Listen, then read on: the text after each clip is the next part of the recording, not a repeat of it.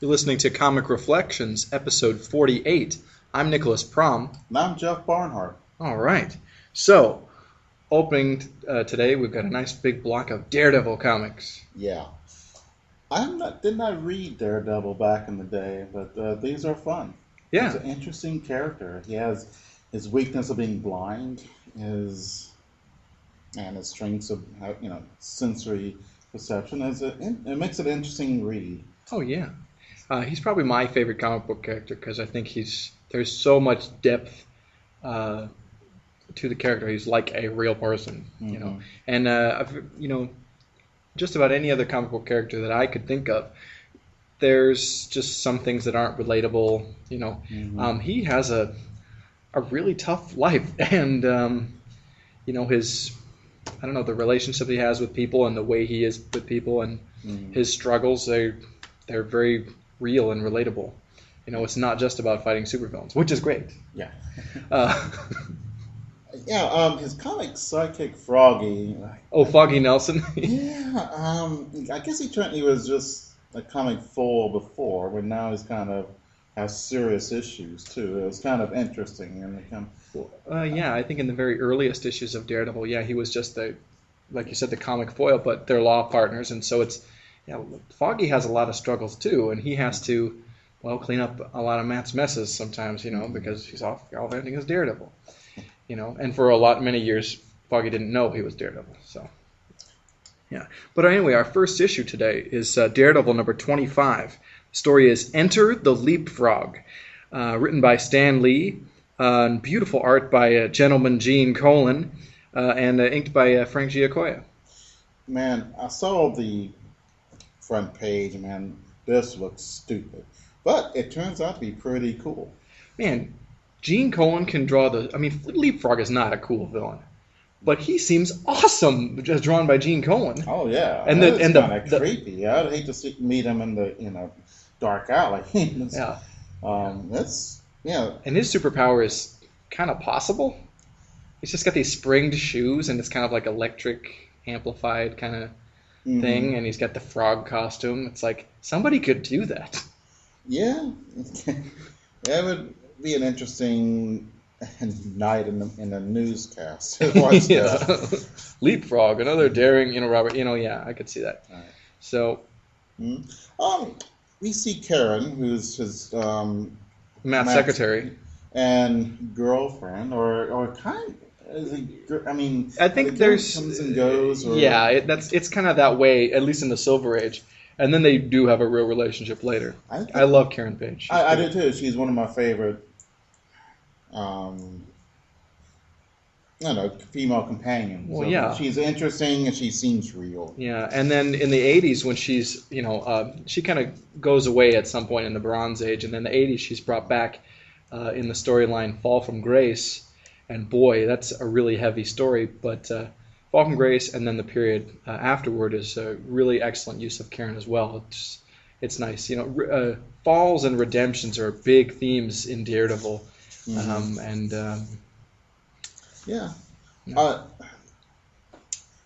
The one where he fights Kingpin, and it's just comic books at its best. There's a few where he fights the Kingpin. Yeah, but was it McFarlane or was it no? It was McFarlane didn't do Daredevil. No, Frank Miller. Frank Miller. Yeah, that's it, yeah. Yeah. Oh yeah, the Miller run on Daredevil is absolutely classic. And Kingpin is my favorite villain. He's cool. He's really cool. And I got to say, Daredevil is a series that has very few low points, and they're brief, I think. It's just a strong book overall. So what was the Leapfrog's scheme in this issue? Well, he invented these springs, and electronic devices makes him leap, so he could go and steal easy. And it was pretty cool. The costume, he's dressed like a frog, but it's really creepy and cool. The mask is really just... Real drawn. Gene Colan is great. And I love... he could do he does, in the middle of the book, Gene Colan will like to have like here and there a full page splash just of a fight. And it's the coolest thing in the world to see even this stupid supervillain fighting Daredevil on this full plate smash. I mean, he looks as cool as like a major supervillain like Doctor Doom. Mm-hmm. You know, Colin draws goofy stuff awesome. Yeah. You know, it lends some seriousness to it or some credibility. As I would say. Yeah, and Leapfrog gives him a good fight too. It's interesting. Yeah, and there's this wonderful subplot in this story where Matt introduces his twin brother, Mike Murdock, to kind of fool people into thinking he's not Daredevil and it's Mike. So he puts on this totally different persona of himself and has to fool them into realizing, not seeing that he's blind, which is really clever. But he hates it because he had to lie to Foggy and Karen. So. Yeah, and that is something that almost all superheroes lie all the time. Yeah. And lying is bad, but they're doing it for good. Yeah. But they have to, even Superman, probably the most moral of. Sure, him and Captain America, and I would say Daredevil. Daredevil's always tried to be a good Catholic, Yeah. They lie all the time, and what can they do? They have no choice. They couldn't tell the truth. Well, right. I mean, but it's still, I must prey on them because lying is complicated and. Well, yeah, and I think it's like, okay, if there were superheroes in real life, and there actually are a few, keeping a secret identity has got to be the hardest thing in the world. Mm-hmm. You heard about the guy from Seattle, Phoenix Jones, right? He got outed, and his identity is public now. Mm-hmm. It's one of those things impossible. Especially the higher profile you become, forget it. Mm-hmm. So. Yeah. I was not a superhero, but me and my friends went and took fencing at the YMCA, and we went under assumed names. And so I was Charles A. Milverton. Was he the cowboy or the police officer? Sorry. Yeah. He was the blackmailer from Sherlock Holmes. Oh. And my other buddy was James Moriarty, Professor Moriarty. And my other buddy was Trevor Dornbush, just a name he made up. But it was hard to remember your name because you're used to just, hey, Jeff, and you hear Jeff or anything close to Jeff, and you instantly perk up. I know, I do. No. I'm just teasing. Your own name. I know what you mean. But someone say Charles. Oh, that's right. How can you do that? How can you? How do they get that? You would think that people would goof all the time. Mm-hmm. Yeah. But that's yeah. But it's cool, and the Mike Murdock is pretty funny. So yeah, and he's a 180 from Matt, but Karen is still charmed by him. Yeah. But it kind of shows that it's really Matt, no matter what, who she really loves. I never went in for Elektra. I've always been the biggest Karen Page fan. Like, she's the one. Yeah. It's really because she's dead. Oh, okay. I did not do my homework this time. So. Well, no, it didn't happen until maybe the past decade. Mm-hmm. A little before the Daredevil movie. But it's like she ended up with AIDS, and then she was killed by Bullseye. Oh, man. Yeah. Okay. Which is awful. What god does she make angry or something? Yeah, it's bad. Kevin Smith, unfortunately. Oh, really? Kevin Smith? The Kevin Smith wrote Daredevil. And he did all kinds of stuff. Was this one of those bad points in Daredevil's history? I would tend to think so, because you killed off Karen Page, and he killed off Mysterio also, without asking. And you're supposed to do that. I know Mysterio's kind of lame. That's presumptuous. And I'm not a huge Kevin Smith fan, but I like him a lot less now. You go into someone's home and you start rearranging the furniture or something like that. Yeah. That is not cool. I mean, if he come up and say, hey, let's do this or something, but he just did it. Well, yeah, you consult the editors about things like that. You talk about, okay, is this character appearing in something else this month? Is it going to conflict with continuity? He just wrote it and turned it in, and it didn't, and it went to press. So he caused problems. Somebody saw it. There's an editor, and they looked at it as well as Kevin Smith. We can't change it, but it's. I don't know, man. I don't know the full story, but The Mysterio thing, that was just not smart. But with Karen Page, it's like, no, that was not right that they did that. Yeah, and it's kind of cheap just to kill people. It is. I'm getting tired of killing people. And look, superheroes, they find ways to bring them back. Unfortunately, I think it's like death should mean something. It should have impact. But supporting cast members, it's really hard to do those. Usually their deaths are very permanent. So you got to be careful. Like they have to be like, there has to be no narrative life. They have to be like dead weight in the story for you to do that anymore. He just did it. I don't know. I hadn't read them. Maybe they was well done. I don't know, but it seemed like a cheap gimmick to me, and it usually is. Sometimes when their deaths are really powerful, and Spider-Man's, I cannot think of her name. Man?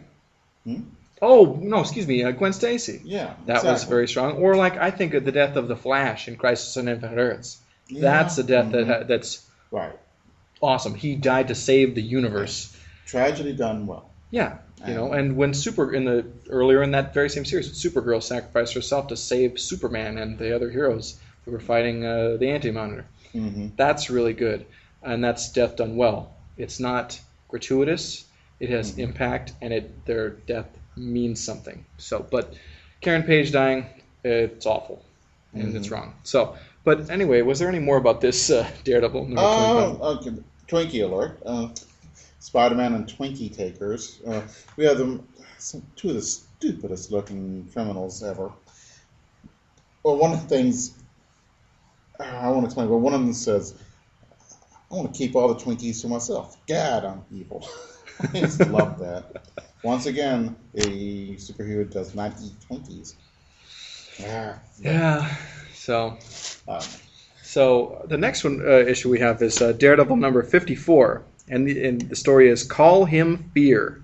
It's written by Roy Thomas, art again by Gene Colan, and inked by George Klein, who was Kurt Swan's inker throughout the entire Silver Age. So he inked like the majority of Superman stories that Kurt Swan did anyway. So let's see. Matt commits suicide. He fakes his own death. Yeah.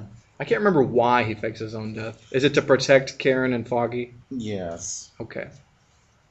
Because Star Saxon is trying to kill, thinks that Matt is the Daredevil. So if Matt dies, then Daredevil cannot be Matt. So. Well, right. Unless, yeah. And the way he faked his death was really clever. He kind of rented a plane and then had a dummy in like he was pushing men. And, yeah. Well done. Yeah. And then Mr. Fear shows up, who is one of my favorite Daredevil villains. He might be the coolest in my book. He showed up and he issues a challenge to Daredevil just to fight mano a mano. Was it like on television or something? And he was going to give money away if Daredevil showed up, and if he didn't, then Daredevil was going to be a coward. Right. But so Daredevil shows up to fight Mr. Fear, and he does, but then Mr. Fear hits him with something that causes him to be afraid. And we don't know what it is. Right. Man, Mr. Fear looks so cool. Yeah. And he was created by Wally Wood, actually. Oh, okay. And so that design is totally Wally Wood. And I could totally see him like fighting the Thunder Agents, so that's very fitting. But yeah, his fight... Gene Colan's fight sequences are really excellent. I mean, anything he does is great, but just really dynamic. Yeah. So Daredevil's feared and he lets go of the rope. He's afraid, and the crowd turns from him because he shows fear one time for crying out loud. Well, he's the man without fear. Yeah. But Mr. Fear made him look like a coward. I mean, but come on, the guy's Mr. Fear, and he has like fear stuff. Like, that's his bag, but the public has a short-term memory, But yeah, Daredevil runs away. Yeah. Yeah, here's Daredevil. Karen has Daredevil's cane. So the Billy Club. He has to do this creepy following her and breaking in. And well, yeah, because she has his cane, which is also his Billy Club, and he needs it to fight crime. And while she thinks Matt is dead, she's got that. And I was like, the memento. And it's like, well, Daredevil needs it, so he has to break into her apartment and get it. And he hates doing it. Yeah. Yeah. It's sure it's easy to a callous bump, a steel pump for a heart. Yeah, that's cool. Yeah. We do have the Polaris. This is the first time I've seen this. It's an advertisement? For the Polaris nuclear sub. And it's made out of 200-pound test fiberboard. That's cardboard. Exactly. That's going to be pressed, that heavy stock cardboard. Mm-hmm. Your submarine is not going to look like in the ad. Not going to be nice and round like that. I love the letters. It's called "Let's Level with Daredevil." Oh yeah, I love the letter call. That's really cool. Yeah. So we're going to fast forward a little bit to Daredevil number, more than a little bit, but Daredevil number 134. And the story is There's Trouble in New York City. Written by Marv Wolfman and art by Bob Brown and Jim Mooney. Yeah. Oh, Walter Cronkite. It starts off with Walter Cronkite on TV showing video of Daredevil shooting cops with a submachine gun. Doesn't sound like Daredevil to me. I think it might be a trick. Mm-hmm. A ploy. Some supervillainy is afoot. And look, Karen has changed her looks. I know it's Heather. I know. At this point, Matt is dating this young gal named Heather, who is real sweet. Yeah, she's Vietnamese, but I don't know. I'm saying, where's Karen? I don't. Karen had walked out of Matt's life. I don't like the new girl. So. Nothing wrong with her. She's just not Karen. I mean, there were a few girls in between. There was Heather. There was the Black Widow. Yeah, he mentions that. Yeah. So there's this guy who this chameleon. Or is it the new chameleon? Oh, it's the new chameleon. It's the chameleon. He's new because he's got a new way of disguising himself. Oh. He's got new technology that makes it easier. But it's the chameleon, yeah.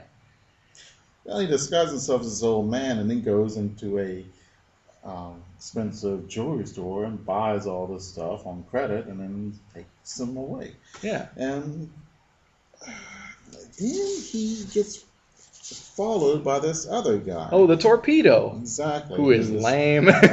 Yes. He's an ex-football player who wants to be a superhero. Sounds like Booster Gold. Oh. Although Booster Gold actually came out a few years later. Mm-hmm.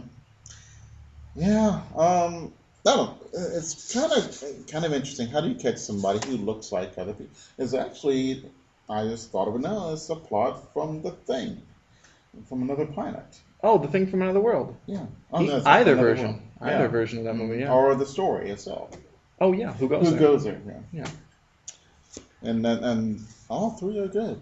Yeah, I haven't read the story, but I've certainly seen the other two movies. Yeah, actually, I haven't. If you're interested, I am. So it's one I've actually always wanted to read. So, but Daredevil and the torpedo, they tangle with the chameleon, and of course, then the chameleon makes himself look like the torpedo, and it's complicated there. Yeah. But the chameleon cannot fool Daredevil because he can tell the difference between their heartbeats. He can tell who somebody is. The visual element doesn't hinder him, so he kicks the chameleon's butt. And again and again. And then, chameleon turns himself into a pimp, and that was amusing. Yeah. I think it's always funny because people don't know Daredevil's blind. And so he can, oftentimes, that is, becomes a way for him to overcome somebody. Like, you expected, like, your chameleon power to trick me? Like, I don't even see you, Yeah. So one of the jewelry that the new chameleon buys is a diamond pendant. It goes back to Queen Victoria, a gift from her lover. And I says, "Well, I didn't hear about that." It was in all the tabloids at the time. Yeah. But yeah. So yeah, that's a pretty good issue. That's a fun one. A nice battle. We have the same Twinkie taker. Yeah, they use those a lot. Twinkie ads. I like the mask with the chameleon when he doesn't have a face on. It's kind of. It's just a like white face. It's a white face, but then he has like kind of slits and some kind of eye hole. Or is that the shadow of the holes? That could be that too. It could be there's holes in the mask and like kind of a gauzy thing over it. I don't know. Yeah, but it's a nice effect. Oh yeah, it's really cool. Pretty cool. Yeah. So I think it's our last Daredevil issue for this episode is number 149, and the story is Cat's Paw, written by Jim Shooter and guest art by Carmine Infantino. Oh, wow. Yeah. It's really nicely done, to say. Yeah, is Jim Shooter his real name? Yeah. Okay. And Jim Shooter, he started his career in comics at the tender age of 14, writing Supergirl and the Legion stories. Well, not that rare as well. It was then. That was. There's a lot of teenage. Well, of course, Schuster and. Yeah. Can you think Siegel and Schuster? Siegel and Schuster. Well, I think they were out of their teens by the time they sold Superman, though. They not by much. Right. Well, I mean, but they weren't 14. Right, 14 is young. Yeah, I mean, granted. at the age of 14, Jim Shooter was a professional comics writer. Mm-hmm. And then at this time he's the editor-in-chief at Marvel, and he was for about a decade or close. Mm-hmm. So, yeah, Okay, he's kind of a big deal. Yeah. All right.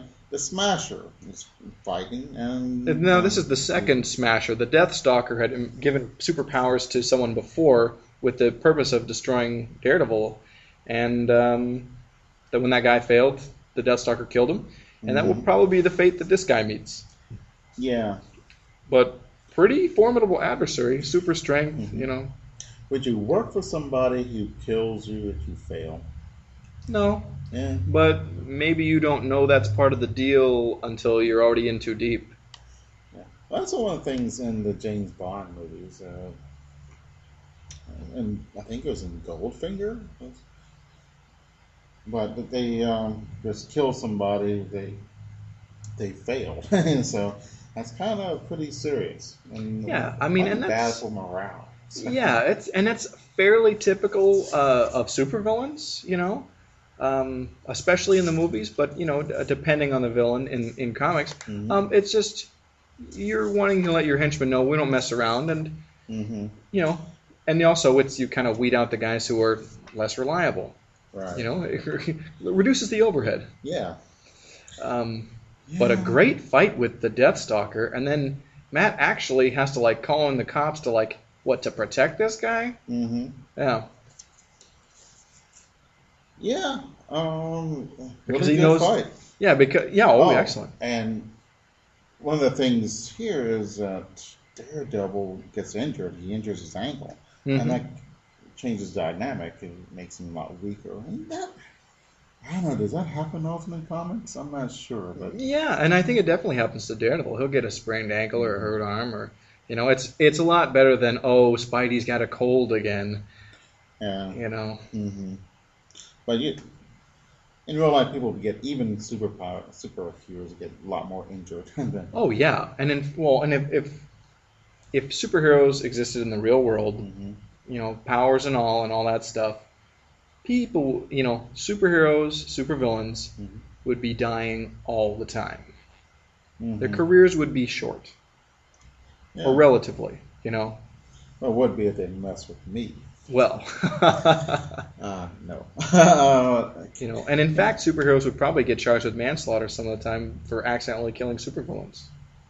Yeah, or not even talk about innocent bystanders. Yeah. But yeah, that's a theme that I like to explore on this show. We're talking a lot about the comic book world, but then hey, let's bring it back and what if this was real? How would it be different? I like that. Yeah, I would like to live in that world, to tell you the truth, even with all the trouble. Yeah. Twinkie alert? Yeah, Twinkie alert, legal eagle. Here's the thing: is Spider-Man? I noticed some of these Spider-Man ones. They have Mary Jane with him even on his Twinkie adventures. She was never on an adventure with him unless he's rescuing her from a supervillain. Right. But I guess he has someone to talk to. I guess. And, Ralph G. Fake. Would you hire a lawyer named Ralph G. Fake? No. I also wouldn't draw a villain that looks way too much like the Vulture to be somebody different. That's who I thought it was, in fact. Well, yeah. I mean, his body is like a griffin, but other than that, it's totally looks like an eagle. Yeah, right. But, to get back to the comic, it's a nice fight. And it's clever. In an interesting way. Smasher picks up this Dipsy dumpster, and then um, Daredevil busts him one, and so he drops a dumpster on his head. So, Yeah, I like that. Daredevil busts him. Was he busts him in the chops or in the bread basket, and and the Smasher drops the dumpster on his own head, right. which is really cool. Yeah, indeed. And I hate when that happens. Yeah, one, and I really like seeing like when you see like a guy like Daredevil or Captain America fight somebody who is way more powerful than them physically, but then their cleverness is how they defeat them. You know, I mean, Yeah. I think it's really cool. Mhm. I think it's what makes Batman also very interesting too. Except he doesn't have enough superpowered villains. I wish there were more. He only has a few. The Croc, is that one? I mean, Killer Croc, Mr. Freeze, Clayface, Bane, I guess. Yeah. It's hard for me to think of any others that have powers of his. Joker has power of super insanity or something. I think he's insanely strong, and he doesn't feel pain or something. Who? The Joker. No. No? No. Okay. And then there's the Blockbuster, too. Oh. He's just he's like a Hulk without different colored skin. Mm-hmm. And then I think Batman occasionally had, not as often as the Blockbuster, but occasionally had runs with Solomon Grundy. So, man, Grundy is great.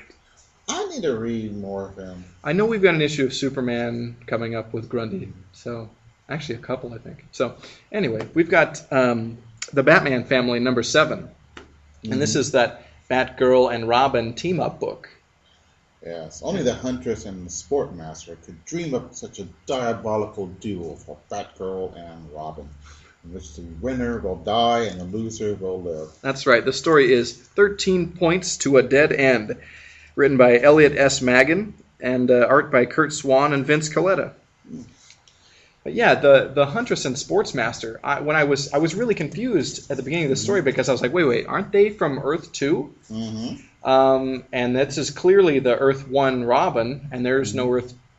There, to my knowledge, wasn't an Earth 2 Batgirl. So I'm like, what? But then they explain it later that these are the Earth 1 counterparts to the Huntress and Sportsmaster. And they're married. Yeah. Couple. I don't see that very often. Married couple villains. Yeah, there's only a few married couple superhero teams, you know. Fantastic Four. Well, sure. And there's Hawkman and Hawkgirl. Yeah. And was it the Ant and? Ant-Man and the Wasp. And there's, many superheroes are married, but I'm trying to think of their husband and wife. They're both superhero. I think eventually Green Arrow and Black Canary got married, so that's another one. Yeah, that would be an interesting dynamic. And on Earth 2, Batman and Batman and Catwoman were married. That's going to be a lot more interesting. I need to check out Earth 2 more. Batman and Catwoman on Earth 2 were married. Yeah, but I'm surprised it's not done more. A married villainous couple? And there's several marriages in the Legion of Superheroes. Mm-hmm. You know? Yeah. Yeah. But I like that idea. Convoluted plot. They have this scheme to...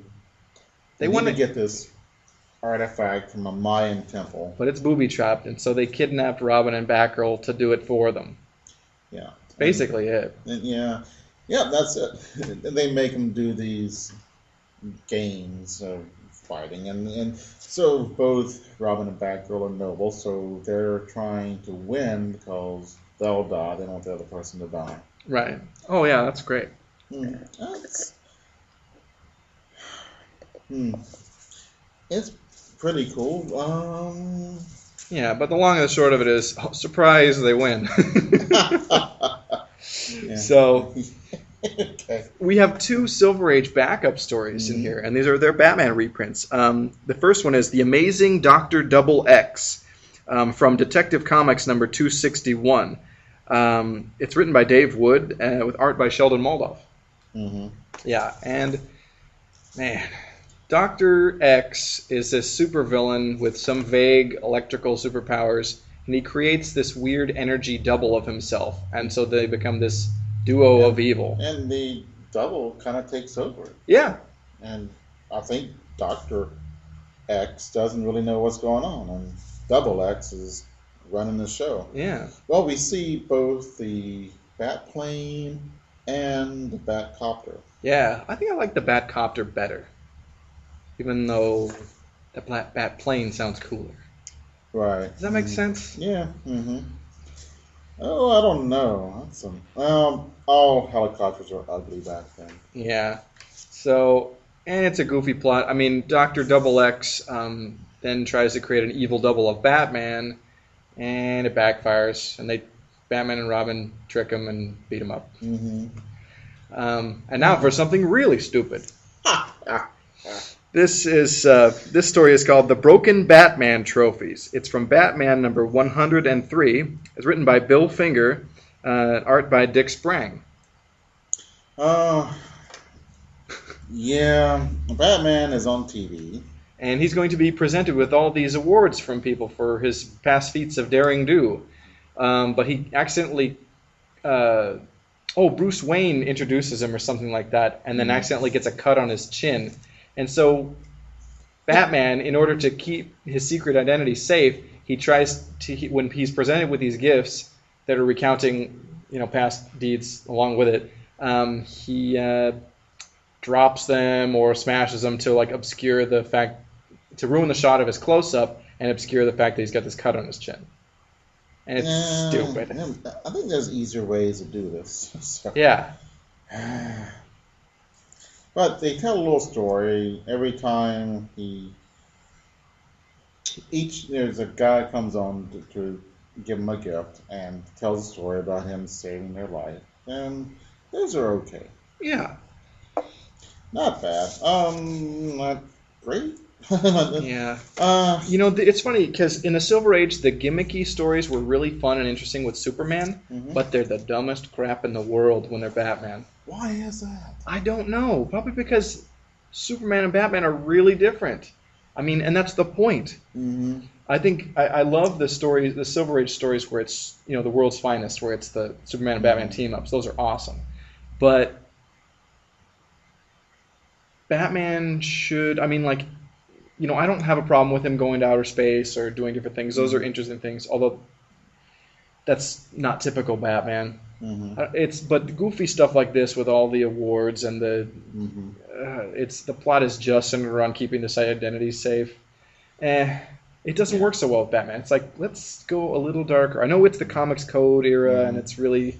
Yeah. Well, TV was super new then. Sure. I mean, there are still haves and have-nots in TV. And so it was cool for anybody to be on TV. That was wow. And there's nothing cooler in the world than to be on television. So a comic book story, even if you don't have a TV in your home, about somebody being on television is very cool. Is that what you're saying? Yeah. And when we get a new invention like radio or TV or computers, everyone wants to be cool, so that's why the Little Red Wagon is called a radio flyer, because it's made and the radio is new and was awesome and people want to get into it, and it's kept its name from then on. Yeah. And same thing with TV and TV dinners, and there's all kinds of things that people want to latch on because it's a just new hip medium or an invention. And that's interesting because a lot of the new inventions or new technologies do become the buzzword. How many things are the atomic whatever? And cyber. And all kinds of internet things that no one cares about now. It sounds stupid, but... Yeah, but it's very true. So that's interesting. Yeah. So okay. So moving on, and we've got, I think, just one issue from this series, but a couple for next time. It's The Brave and the Bold. One of my favorite series ever. It's The $3 Million Sky. It's Batman and the Black Canary. It's written by Bob Haney. Beautiful art by Jim Aparo. He is, to me, the definitive Batman artist. I love Jim Aparo's Batman, and his Aquaman is excellent as well. Oh. Well, there's a skyjacking. Skyjacking, skyjacking's really hip in the 70s. There's a plane skyjacking to go take it to an airport, and they won't Batman to give him $3 million. And a prisoner from Blackgate Prison. Yes. A specific guy. Mm-hmm.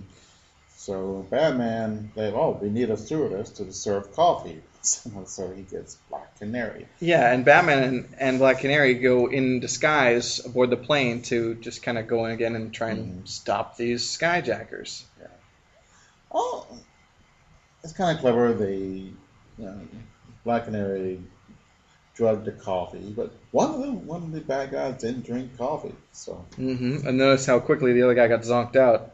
Yeah. And then she gets like pimp slapped a couple times in this. Smacked all over the place.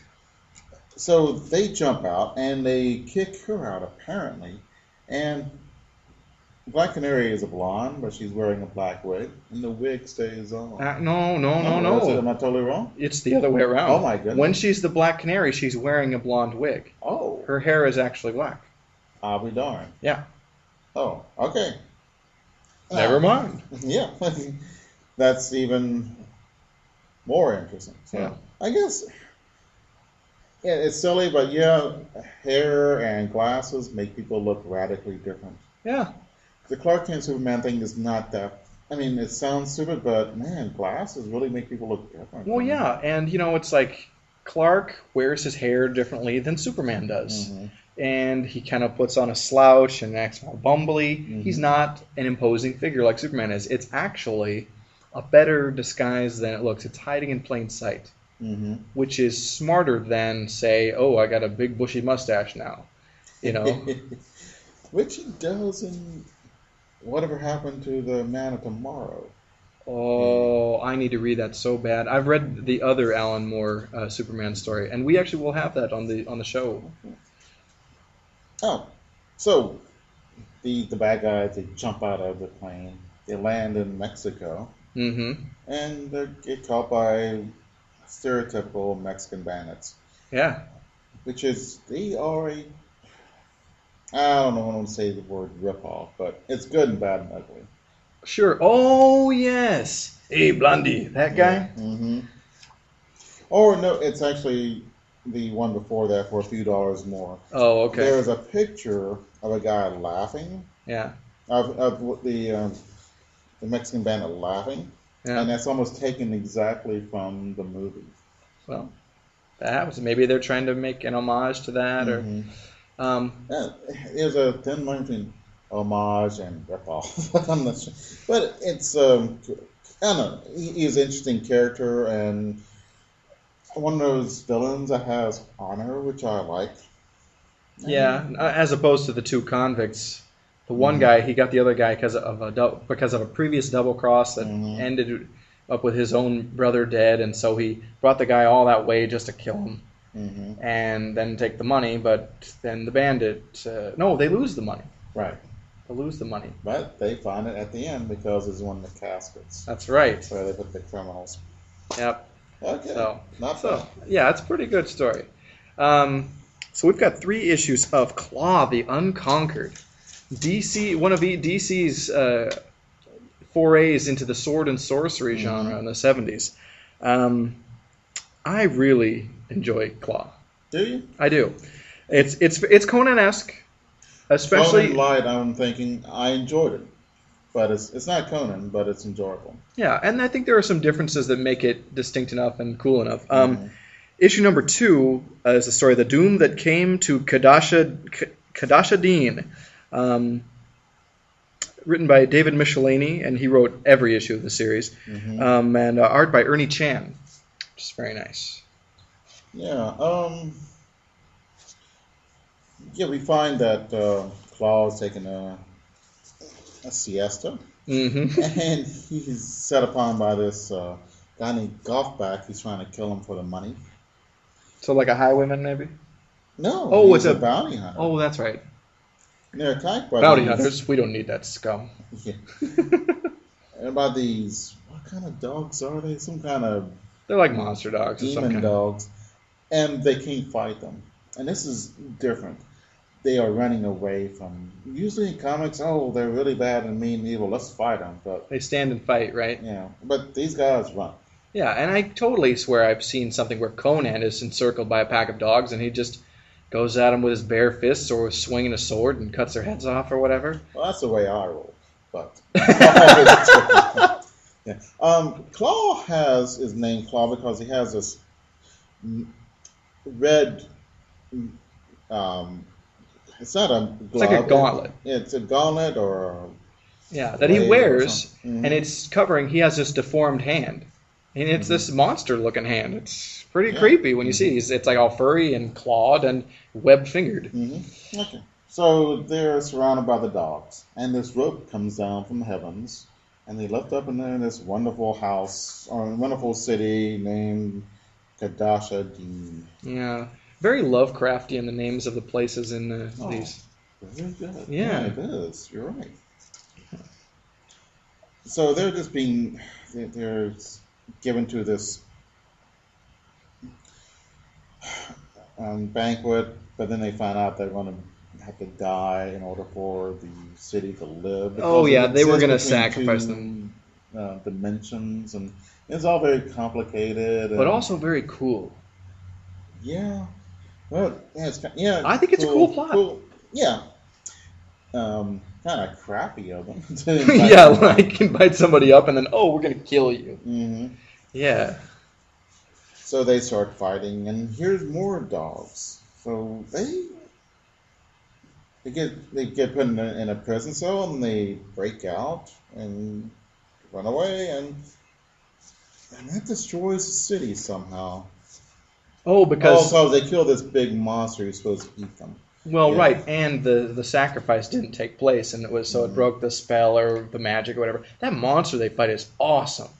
It's this two-headed like dragon slug thing with big unicorn horns. It's awesome. They should have brought salt. Yeah.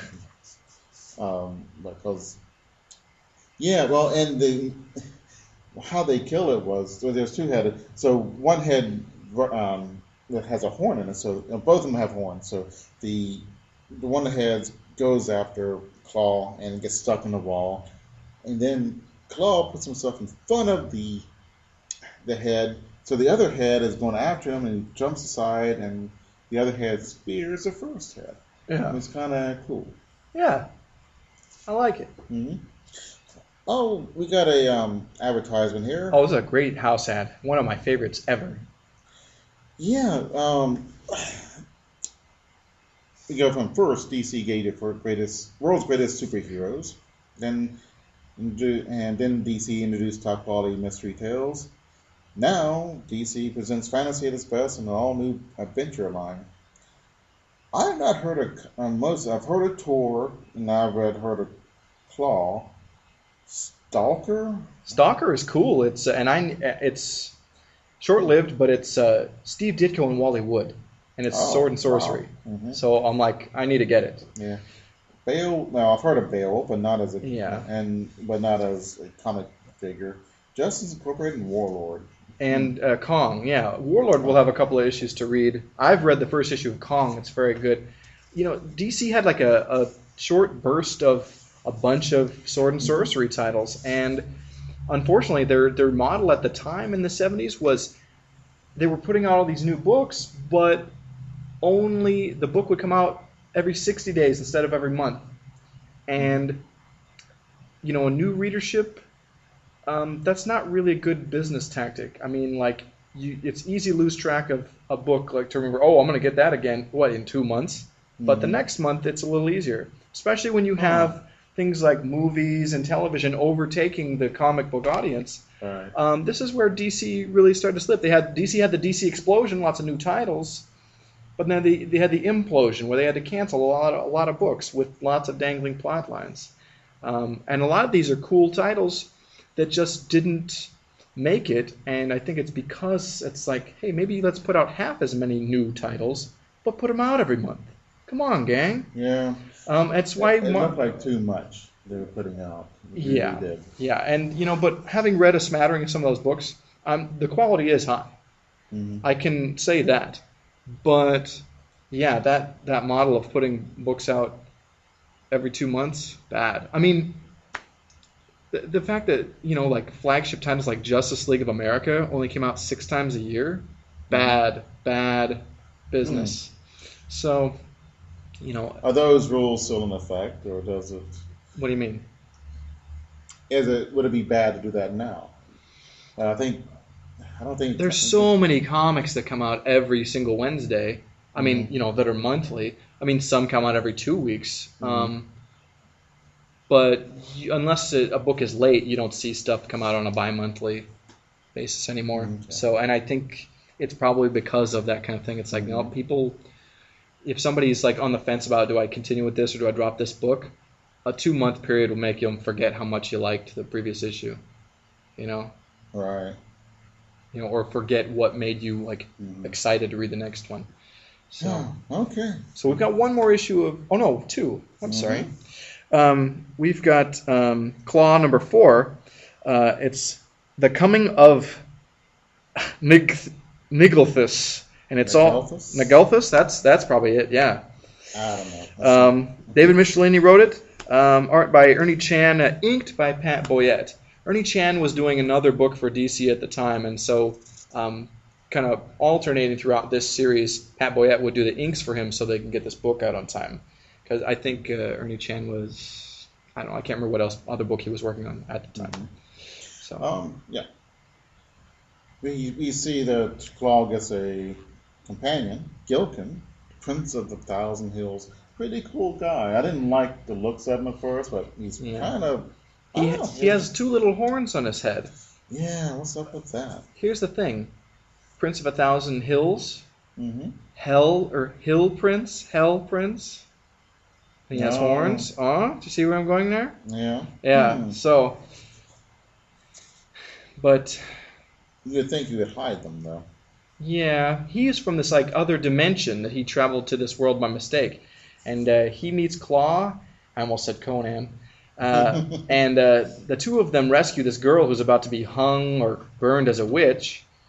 Yeah, and so they awaken Engelthus. So. Yeah, I like the way you said it.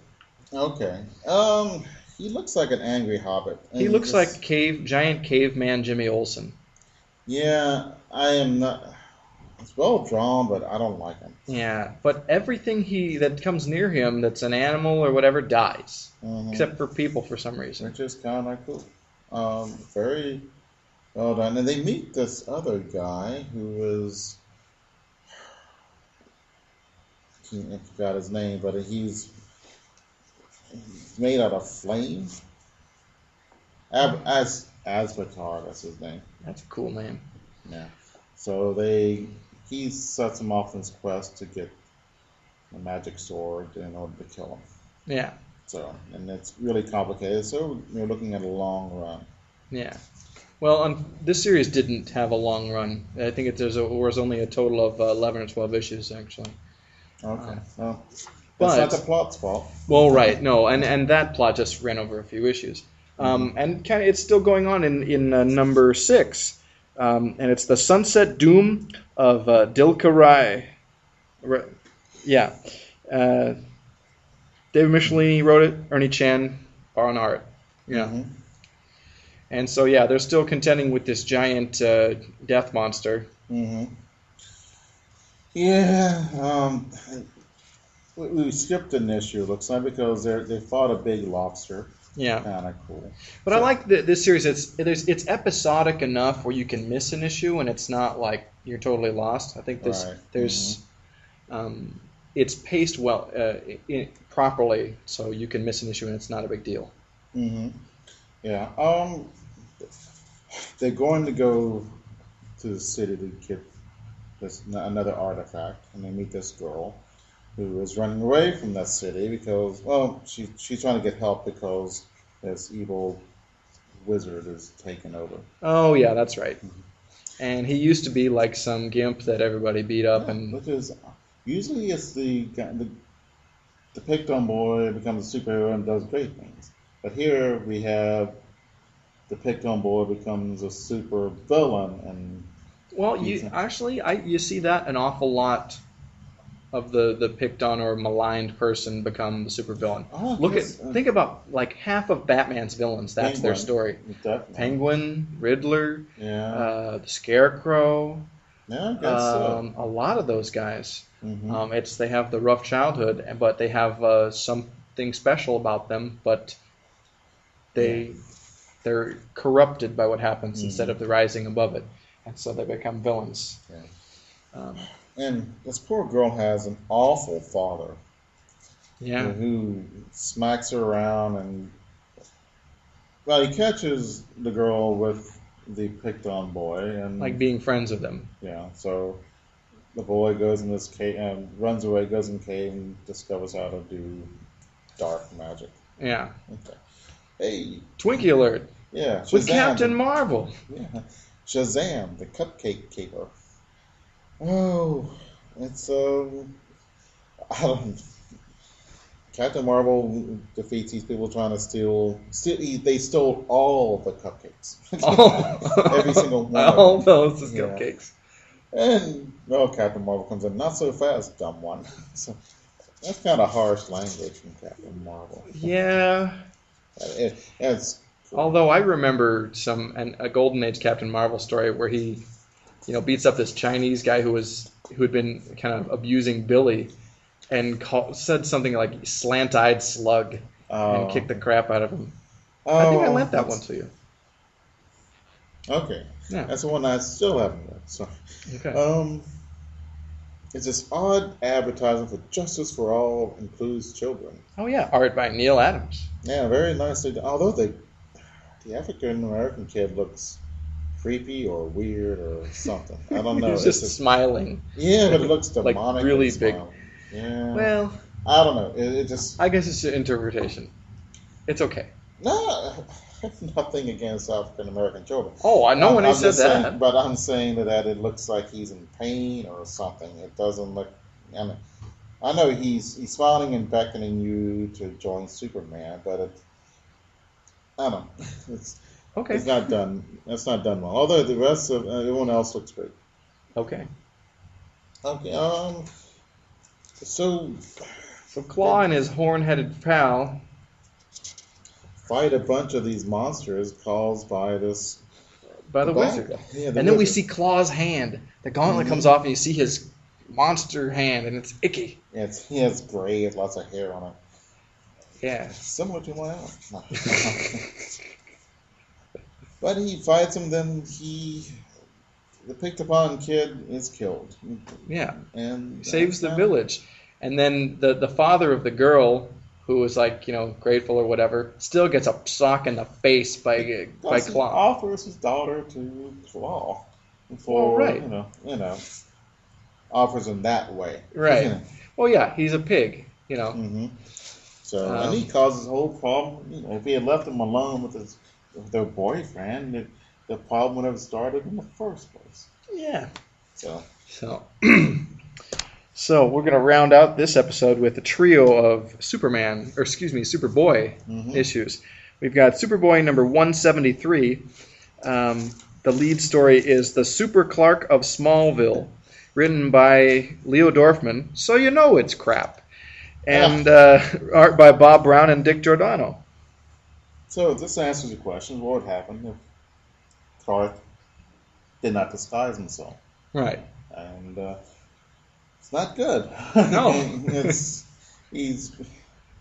One thing, he wears an awful uniform. And he's made to do all these mundane tasks. Sure. Hey, my car got stuck. Can you get me out? Super Clark? Sure. Yeah. And the girls are after him. Yay. Mm-hmm. But young Lex Luthor comes to Smallville. And he's super happy that people don't like Superboy anymore. Yeah. But he has come back with a device to take away his powers. Or to nullify his powers. And does. But then Superboy creates... he finds the way to create ambrosia to give himself temper. He finds ambrosia in this.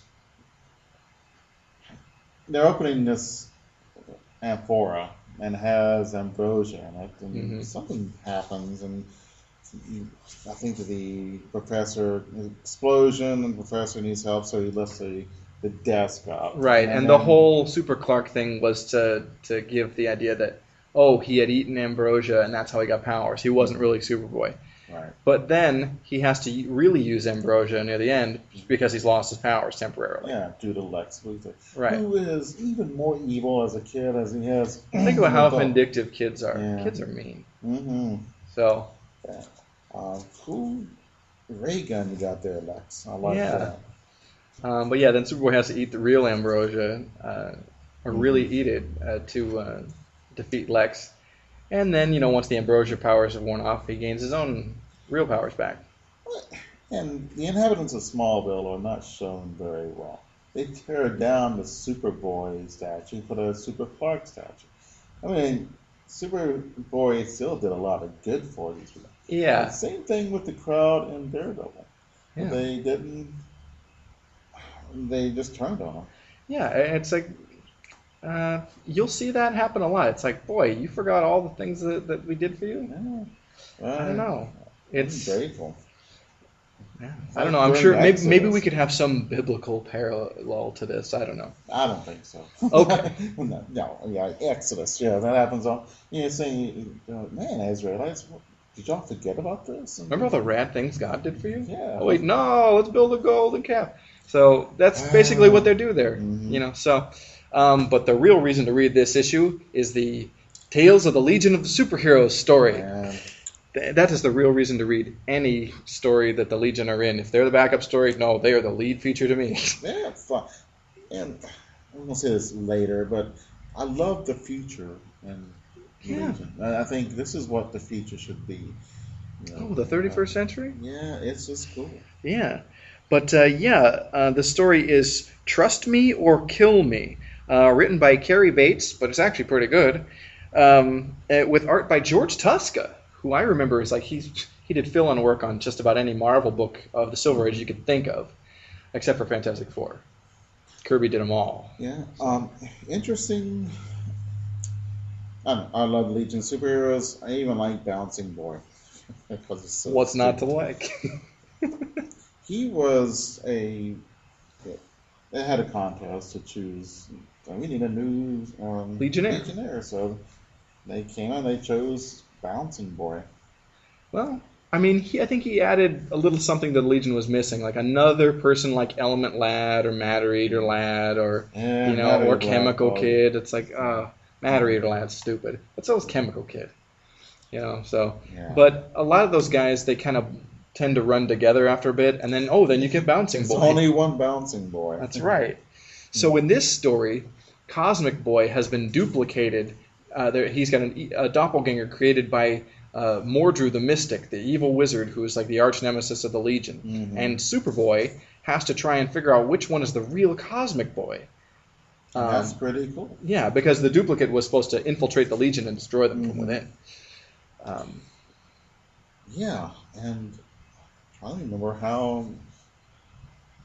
Oh, he tricks the duplicate Yeah. into using the magnetic powers that Yeah. Cosmic Boy has on something that isn't really metal. And so that's how he tricks him. that is pretty clever. It is. It's Superboy. Mm-hmm. This is really good. I enjoy this. And Mordru is really a really powerful villain.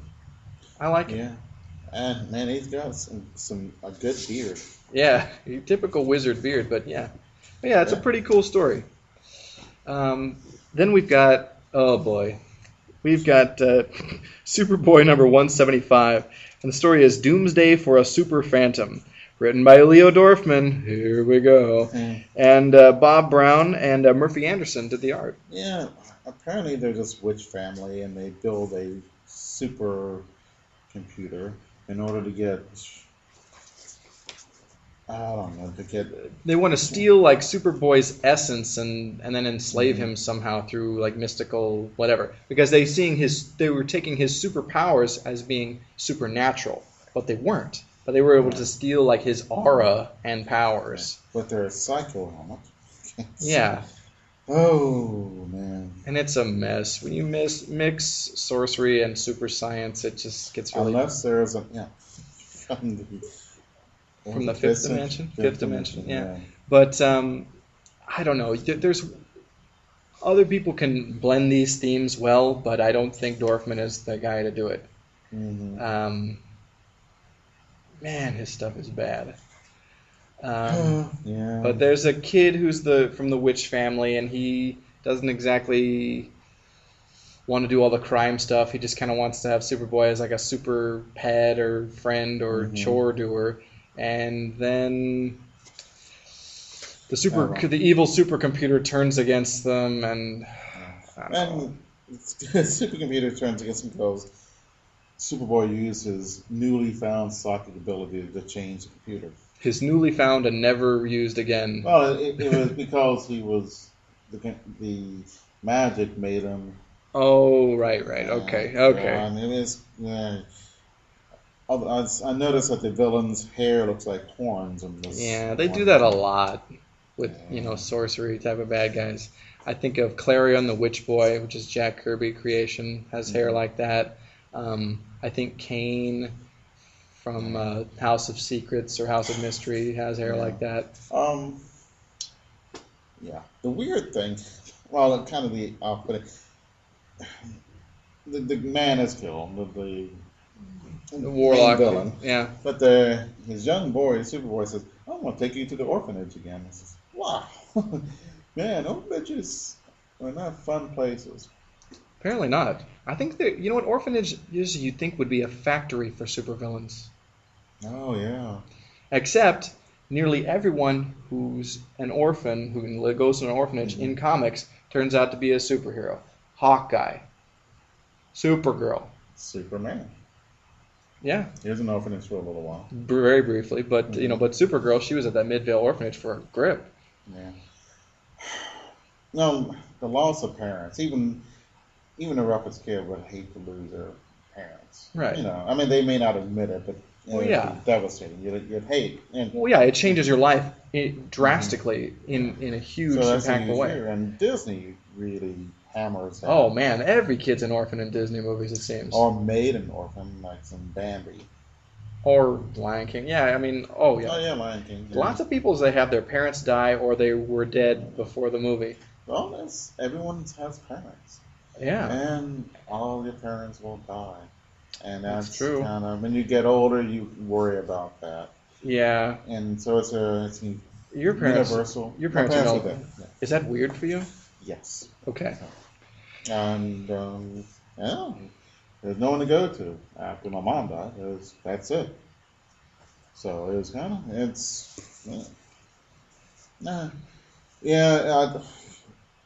I wish it didn't happen to anybody, but it's going to happen to everyone. That's true. That's just one of life's bummers. Yeah. The only other thing is you die before your parents die, and that's worse for them. Oh yeah. I mean, I think people who they lose a child, it's hard on their marriage, and it's just hard on them, like as an individual. Like, that's probably the worst thing ever. Oh yeah. How do you carry on after your child has died? Not too long, 100 years ago, infant deaths were just common, and it's really just. Here's a weird one. I don't mean to interrupt you, but Robert E. Howard, after his mother died, he killed himself out of grief. Yeah. So I mean that's something. Oh. I think his father had died when he was constantly looking for his mother. He's had all the mediums and stuff, and he exposed fakes all the time, which was really cool. Yeah, I'm a big Houdini fan. Who played him in that movie? Was it Tony Curtis? Yeah, Tony Curtis. Yeah, no, it was a good movie. Yeah. But go to an old cemetery and look how young a lot of people are. Oh, I've seen it. There's a Oregon cultural facet. I don't know what their real name is, but it's called the Kissing Church. It's near Canby in Oregon City. Okay. We went to my mother-in-law is interested in this subject of them. So we went by their graveyard. And it's a fairly new graveyard, but there was a lot of kids who were buried there. And it was like something from the 19th century, and I was kind of shocked about it. Weird. They don't believe in medicine. Oh, yeah. A lot of those faith healers, it's like I think it's really wrong, and I'll break away from this we'll get back away from this tangent briefly, but it's like it's wrong for your religious belief to let your child die. I mean, like they're not old enough to make that decision for themselves. To choose to follow that or not. But weird people feel like that their child must be a robot and not go in with that. So yeah, but I don't know. I hate to go and tell people what to do, but man, I am so against that. But it's criminal. I mean, there've been a couple of high-profile, faith healing, families where the kid died because they let him die, and it's like I wish they would really make examples of them and throw the book at them to discourage that kind of thing. Yeah, that's I mean, this is not the 1600s. This is the 21st century. There's no place for that. And I'm not speaking against someone's religious faith. That's an important thing to have in life.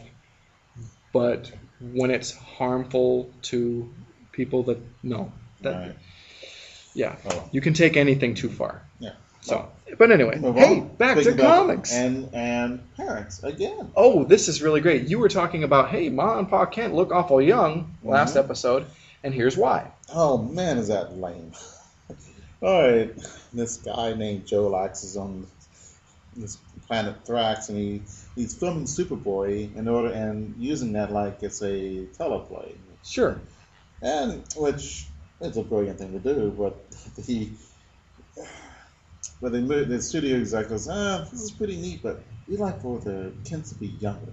So he sends through time and space a potion of let's see, what is it? The youth serum. So they take it and they're young. Yeah. Oh man. But what a Yeah, and then they blame it on like a passing comet at a garden party later. They set up a trick to do that. Right, but then, well, how are they on this? Only one party is affected, but not the rest of the world. So, yeah, I don't know. I mean, this is as lame as a Twinkie commercial, man. Yeah, sorry. But okay, I was interested though. Yeah. So, our last issue of today's show is Superboy number 178. And the lead story is Pawn of the Monster Maker, written by Leo Dorfman and art by Bob Brown and Murphy Anderson. It would be a lot better if Jack Kirby was on this one. Yeah, especially with monsters. This one was okay. Dorfman is acceptable to really bad, and this is a pretty good story. Yeah. Does Superboy have that looks like a Superman poster. No, that's a Superboy poster in his room. Of himself? Man. No, that's a different. It looks like a poster, but it's actually like what, a mirror image or a photo? No, it's a panel within a panel. So. Oh, okay. I just glanced at that. It looked like he had a poster of himself. That would be lame. That would be lame. But, although I have posters of myself all over my apartment. So. Oh, okay. So. But I'm different. So. Yeah. So. Okay. All right. This is dealing with movie studios again, and this time it's a Earth studio person who makes these monster movies and messes up, and the guy's movies are failing bad. But Superboy comes in and saves the day. And afterwards, Superboy starts turning into these monsters and creating havoc. He turns into what? He turns into a Frankenstein, a King Kong werewolf, a giant bug. And all this stuff. And he can't figure out what's causing these changes. But he realized this is a connection because it's every time he goes to say this movie studio guy. Turns out the guy was staging these accidents to get Superboy on film, but he's also had this ray that was projecting red kryptonite radiation to cause the changes, and it was souped up to turn him into monsters every time. And so Superman exposes him, beats him up, takes him to jail. Right. So. Yeah. Happy ending. Yeah. All right. In fact, I don't even think he beats him up. No, But he just takes him off. yeah. But we got the really cool thing is a lone wolf. That's right. This is a reprint story from Adventure Comics number 327. It's The Lone Wolf Legionnaire, written by Edmund Hamilton, art by John Forte. Mm-hmm. Now, this is a story that introduces Timberwolf, although he's called Lone Wolf in this story. Mm-hmm. And it introduces the emergency board. Whether these old TVs will show from different worlds. Yeah. No one's in trouble. Yeah.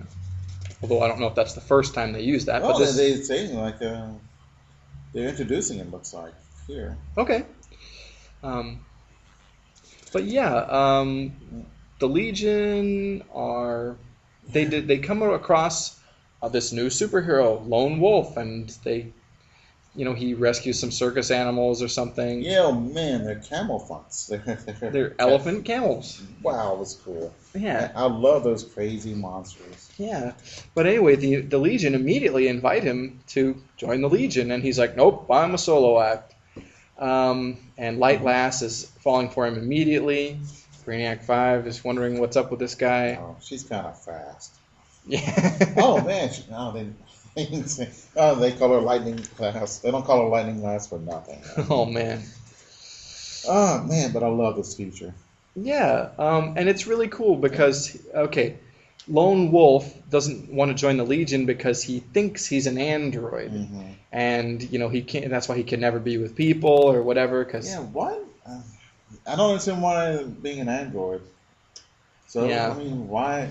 Well, it turns out it's not. That it was a he's not trick. an android, but what difference? If you are indistinguishable from a real person as an android, what difference does it make? I don't know. I mean, this is before the Vision came, and I think that at the time they thought, oh, artificial, you're not a person, Right. So, but he's falling for Light Lass, and that's really tough, and the Legionnaires like Chameleon Boy and Saturn Girl are all like, hey, what's up with this guy? He seems cool. Oh, wait, is he a villain? He's going to his planet Zoom, and there's a lot of robberies there. So. Right. But turns out it was the guy who's really an android trying to pin it on Lone Wolf, and it turns out that Lone Wolf had amnesia, and this guy made him think that he was the android when this guy was the android. But Lone Wolf, he had been given superpowers by his father through some genetic experiments, and he becomes more wolf-like as time goes on. They really play up that angle. But then he does decide to join the Legion, doesn't he? Yeah. Yeah. But he doesn't want his name to be Lone Wolf. Yeah, he's like, I won't be Lone Wolf anymore. Yeah. But they don't change it to him, Timberwolf, until a little later. Ah. Yeah. So yeah. Let's see. We got a super baby story. Yeah. Superboy Legend. What about? There's a Superboy Legend. It's one page. You're talking about how bad Kryptonite is. Man, Kryptonite is bad. Okay. So, so this last story today is Super Baby's First Friend, and it's written by Jeff Brown. Thank God Dorfman didn't write it, and art by Bob Brown and Murphy Anderson. Great team, and Super Baby, little baby Clark, he's out on the lake with Ma and Pa Kent, and meets this little boy who is like a witch boy. Yeah. So both of the kids are admonished by their parents not to show themselves doing super stunts in front of people. Right. So it was kind of nice for Super Baby to have a friend. And it's really cute. He meets Gary, who's like got superpowers. He like flies on broom and makes things float and different stuff. Yeah. And of course, two criminals are coming by, and they have this huge Mayan golden statue. I mean, it's about 30 feet high. No, 20 feet maybe. Yeah. And, wow. Surprise, surprise, it won't fit in the trunk. Yeah. Yeah. Oh, and they do the bubble. I don't know. They have adventures with them. They don't know that the crooks are crooks, but the crooks turn out to be bad, so they don't like them. So yeah, but Gary and Clark are basically just playing, and they end up foiling these villains and exposing them, slowing them up enough for the police to catch them. And they make the lake all bubbly and soapy. Yes, I'm not even kidding, folks. Yeah. And then the kids are both admonished for using their powers, and taken away by Mom and Pa Kent and by Mom and Pa Witchy Poo. Yeah. So But that was kind of cool. that one I like that story. It was pretty fun. So we do have a theme. I didn't think we had a theme when I was coming in there, but we have a parental theme. Oh yeah. The And that's bad always father. yeah. It seems to And- be always heavy with Superman and stuff, you know. Mhm. But the bad father theme. Yeah, and the Claw story, and the parents turning out to be turning young, and the kid who's an orphan, and all that, and that's kind of I guess it's common in comics, but Yeah. it is interesting. Comics these were written for kids. Well, right, and I mean, talking about parents, that's something every kid thinks about, because whether you love your parents or you're weird and you don't, they're giants in your life no matter what. Yeah. So. Oh, every kid hates their parents, but Quote, really unquote. loves them. They'll Yeah. never, unless something bad happens, and oh my gosh, but. Yeah. Hmm. But right. So yeah. Well, okay, not a bad collection. Definitely. Okay. All right. And, Pretty good show, I think. Yeah. Groovy.